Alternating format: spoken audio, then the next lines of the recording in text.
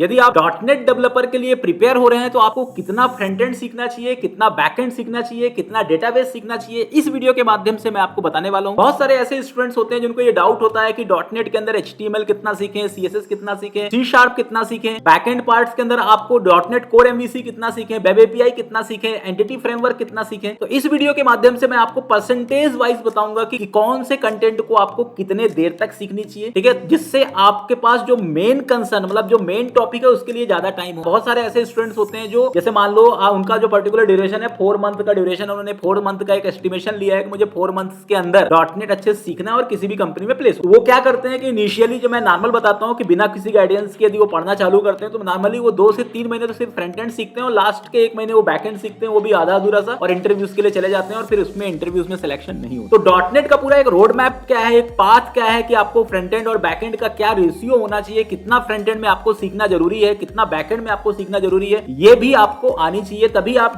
.NET developers बन सकते हैं। क्योंकि .NET और जावा ये 2 ऐसी टेक्नोलॉजी है जिनका कोई लिमिट ही नहीं है। आप यदि सीखते सीखते आपका पूरा करियर चला जाएगा, आपका पूरा एज हो जाएगा, लेकिन तब भी आप इन टेक्नोलॉजीज को पूरा नहीं सीख सकते, क्योंकि आपको बस इतनी चीजें सीखनी है जिससे आपकी जॉब लग जाए, ठीक है। तो फ्रंट एंड में आपको वही चीजें सीखनी है जो इंटरव्यूअर आपसे पूछता है, बैक एंड में आपको वही चीजें सीखनी है जो इंटरव्यूअर आपसे पूछता है। इस वीडियो के माध्यम से मैं आपको शॉर्ट एंड स्वीट तरीका बताता हूं .NET डेवलपर्स आप कैसे बन सकते हैं फ्रेशर लेवल पे, या जो लोग ऑलरेडी .NET डेवलपर्स हैं यदि उनको किसी कंपनी के अंदर जाना है तो उनको भी कंफ्यूजन होता है कि हमें कितना .NET सीखना चाहिए, कितना फ्रंट एंड सीखना चाहिए, कितना बैक एंड सीखना चाहिए। तो देखो अब मैं आपको बताता हूं, फ्रंट एंड का मतलब सिर्फ HTML CSS जावास्क्रिप्ट नहीं है। आज के डेट में फ्रंट एंड का मतलब है HTML CSS JavaScript with React.js और Angular फ्रेम। तो मतलब आपको HTML CSS जावास्क्रिप्ट इसमें आपको ज्यादा टाइम नहीं देना है, आपको within a week HTML CSS तो कवर करना है, क्योंकि HTML के अंदर तो आपके पता है, आपको मोस्टली आपके जो मेन टैग होते हैं, ड्यू टैग क्या होता है, फॉर्म एलिमेंट्स क्या होते हैं, स्पैन क्या होता है, हेडिंग टैग क्या होते हैं, ठीक है, इसके बाद सिमेंटिक्स टैग क्या होते हैं, इन पे ही आपको फोकस करना है। ज्यादा आपको इन डेप्थ HTML सीखने की जरूरत नहीं है, 2 या 3 दिन HTML के लिए बहुत है। CSS में आपको बूटस्ट्रैप सीखना है,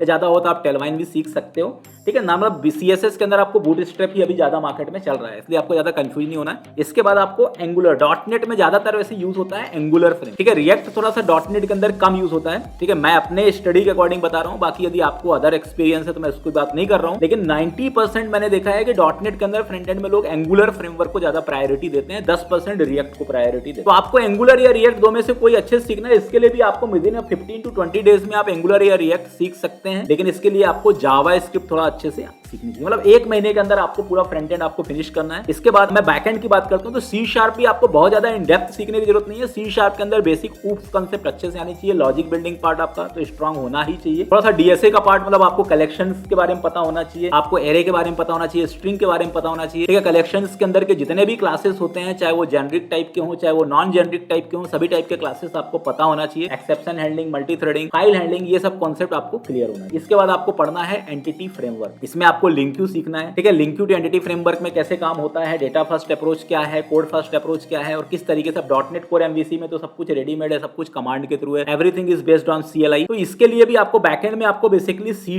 ठीक है, एंटिटी फ्रेमवर्क के अंदर लिंक्यू के अंदर के जो क्यूरी है कि कैसे ज्वाइन लगाते हैं, कैसे अपन इसके अंदर फिल्टरिंग करते हैं, कैसे अपन एग्रीगेशन करते हैं, कैसे अपन सब क्यूरीज लगाते हैं, इन पे आपको फोकस करना। मतलब मोस्ट ऑफ द केसेस में इसमें आपको 1 हफ्ते का समय लगेगा, 1 हफ्ते से ज्यादा आपको लिंक्यू में नहीं देना है, और 15 से 20 डेज आपको C# में देना है। मतलब 1 महीने के अंदर आप लिंक्यू और C# का पूरा कॉन्सेप्ट फिनिश कर सकते हो। इसके बाद आपको आना है .NET Core वेब MVC के अंदर, और इसके अंदर आपको अब देखो .NET Core वेब MVC में भी आपको अब वेब MVC पूरा सीखने की जरूरत नहीं है, क्योंकि आजकल मोनोलिथिक एप्लीकेशन नहीं बनता है। यदि आप फ्रेशर लेवल के हो तो आज के डेट में पूरा वेब API पे काम होता है, तो आपको सीधा .NET ये सब पढ़ने के बाद सीधे आपको वेब API में जाना, आपको फालतू की किसी भी चीज को नहीं पढ़ना है, आप वेब API पढ़ो। वेब API में आप रेस्टफुल API कैसे बनाते हो, रेस्टफुल API के अंदर ऑथेंटिकेशन कैसे अप्लाई करते हो, रेस्टफुल API में ऑथराइजेशन कैसे अप्लाई करते हो, सिक्योरिटी टोकन कैसे आप ऐड करते हो, सिंक्रोनस ऑपरेशन कैसे परफॉर्म करते हो, सिंक्रोनाइज कैसे करते हो, ठीक है। लिंक्यू टू एंटिटी फ्रेमवर्क का कैसे अपन यूज करके इसके अंदर डेटाबेस कनेक्टिविटी करते हैं विद माइक्रोसॉफ्ट SQL, PostgreSQL, ये सब चीजें आपको सीखनी है। इसके लिए भी आपको 1 महीने का समय देना। तो मतलब आप ये समझ लो कि 1 मंथ